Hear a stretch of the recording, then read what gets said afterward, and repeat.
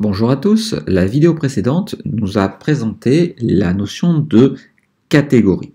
Les catégories, je disais que un article appartient à une et une seule catégorie.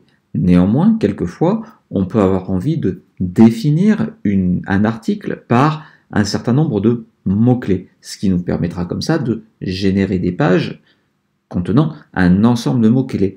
Par exemple, puisque je suis en train de faire un site sur les t-shirts, j'ai peut-être envie d'afficher tous les articles qui traiteront du streetwear ou qui seront oversize. Alors, il s'agit là simplement de mettre des étiquettes ou bien des mots-clés, ce qu'en anglais on appelle des tags.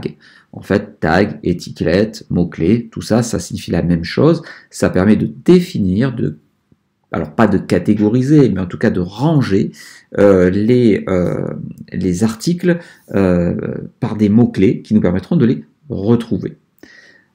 On va d'ailleurs prendre cet exemple, c'est-à-dire que quand je lance un article, par exemple, on va prendre les t-shirts à la mode aujourd'hui, quand je l'ouvre,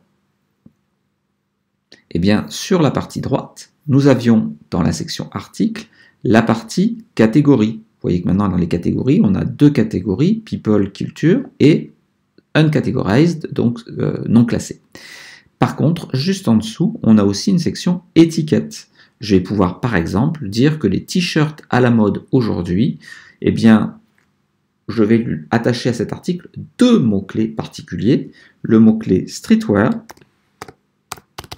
Donc quand on en a plusieurs, soit on les sépare par une virgule, soit on appuie sur Entrée et ça va créer cette étiquette. D'ailleurs,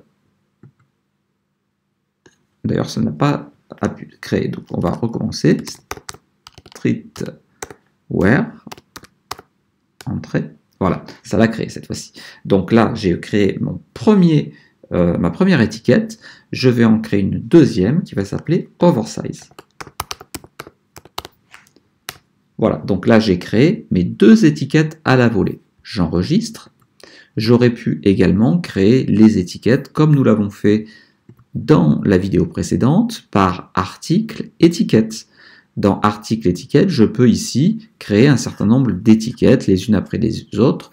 Et là vous voyez que j'ai déjà mes deux étiquettes, oversize et streetwear, elles sont classées par ordre alphabétique. Je peux également affecter les étiquettes directement en modification rapide. Par exemple, si je vais sur les stars et le t-shirt, voilà, les stars s'approprient le t-shirt, je vais faire une modification rapide, et là, je vais pouvoir définir des étiquettes directement dans ce petit bloc de clés. Là, par exemple, je vais juste mettre une seule étiquette, oversize. J'appuie sur Entrée, et ça va me créer cette étiquette oversize, rattachée à les stars s'approprient le t-shirt. Vous voyez que là, quand j'ai la liste de mes articles, j'ai une colonne qui m'affiche la catégorie auquel appartient l'article, et j'ai une autre colonne qui m'indique les étiquettes qui sont attachées aux articles. J'ai donc mis des étiquettes sur deux des articles, et il y a deux articles qui n'ont pas d'étiquette.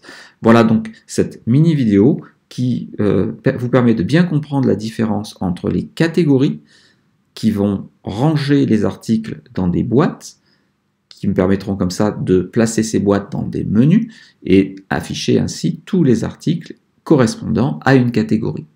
Et puis d'un autre côté, nous avons les étiquettes qui permettent de taguer un article pour pouvoir les rassembler et les afficher quelque part par la suite. J'espère que cette vidéo vous a plu. Si c'est le cas, n'oubliez pas de liker celle-ci et puis de vous abonner à la chaîne si ce n'est pas encore fait. Et n'hésitez pas non plus à commenter si vous imaginez d'autres utilisations possibles aux étiquettes et aux catégories. À très bientôt.